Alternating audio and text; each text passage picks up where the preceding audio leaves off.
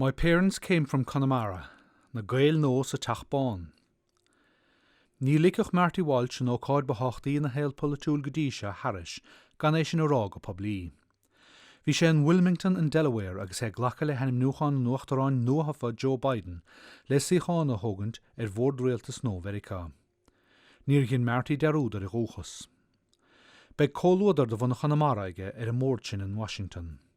Tá Dennis McDonough ar bheas Connemara a hanmhaintir ar heh ahar in rúnaí de heirhísí ar bhuiil orsaí míleta Verica.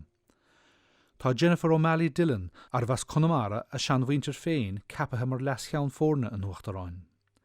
Dá réir sin tá tiúr de lucht Connemara agus Gaeil sách garacha leis an áit ar an nuachtaráin Biden in Washington. Cóthárlú nó an bhfuil buair leigh slucht Connemara sna státaí I gcúrsaí polítíochta.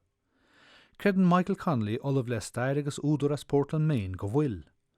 Buntáiste é déir an talamh Connolly atá saothrathe go crua agus go maith ag muintir Connemara.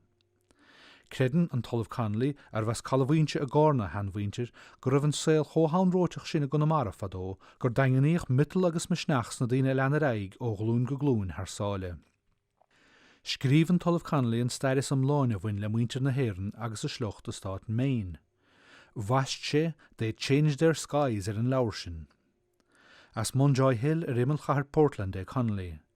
Chuir go leor do bhaintear Connemara fuhann son, agus tauchtainna den Jev ina gobernóir ar stát Maine, Joseph Brennan, ar bheas carna a Connemara a ahir agus a bháthir.